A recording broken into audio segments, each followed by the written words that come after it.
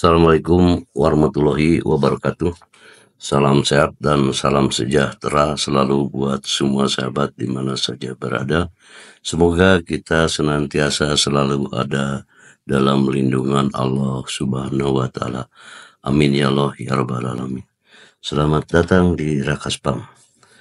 Para sahabat, sekarang kita akan membahas dunia perbelutan secara detail dan seru.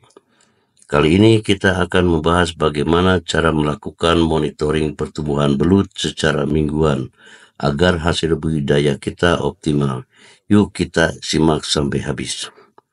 Yang pertama, pentingnya monitoring pertumbuhan.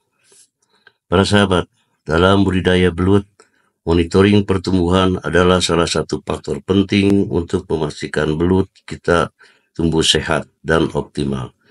Dengan pemantauan yang baik, kita bisa mengetahui apakah pakan yang diberikan cukup, apakah lingkungan sudah sesuai, dan apakah ada kendala yang perlu segera diatasi. Jadi bagaimana cara kita melakukan monitoring pertumbuhan belut? Ada beberapa aspek yang perlu kita perhatikan, antara lain ukuran belut, pola makan, serta kondisi air. Yang kedua, cara mengukur pertumbuhan belut. Sebelum mulai, pastikan kita menyiapkan alat-alat seperti penggaris atau jangka sorong untuk mengukur panjang belut, serta timbangan digital untuk mengukur beratnya. Berikut adalah langkah-langkahnya. 1. Ambil sampel belut secara acak sekitar 10% total populasi di dalam kolam. Kedua, gunakan penggaris untuk mengukur panjang tubuhnya. 3. Gunakan timbangan untuk mengukur beratnya. Dan keempat, catat data di buku monitoring atau aplikasi pencatatan pertumbuhan. Dengan pencatatan data di setiap minggu, kita bisa melihat apakah belut mengalami pertumbuhan yang stabil atau tidak. Jika ada pertumbuhan yang lambat, berarti kita harus mengevaluasi pola pakan dan kualitas air. Yang ketiga, faktor yang mempengaruhi pertumbuhan belut.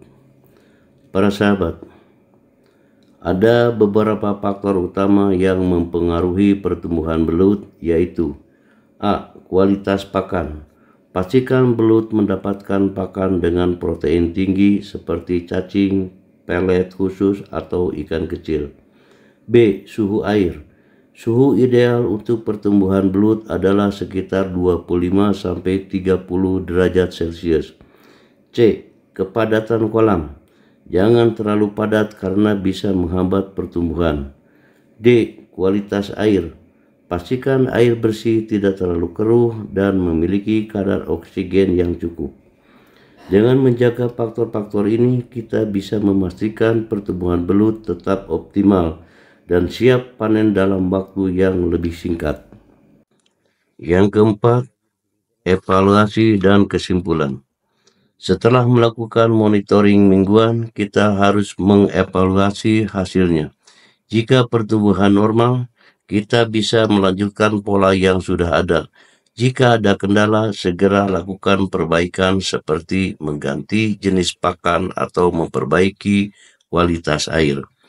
Monitoring ini juga membantu kita menentukan kapan waktu yang tepat untuk panen. Biasanya belut siap panen saat mencapai panjang 30-40 cm dalam waktu sekitar 6-8 bulan. Sahabat, di mana saja berada, itulah pentingnya monitoring pertumbuhan belut secara mingguan. Dengan pemantauan yang rutin dan teliti, kita bisa memastikan budidaya berjalan dengan maksimal dan hasil panen yang melimpah.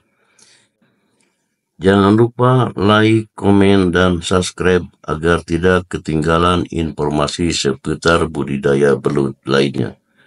Sampai jumpa di video-video selanjutnya. Salam sukses dari Rakaspam. Salam sukses dari Rakaspam. Assalamualaikum warahmatullahi wabarakatuh.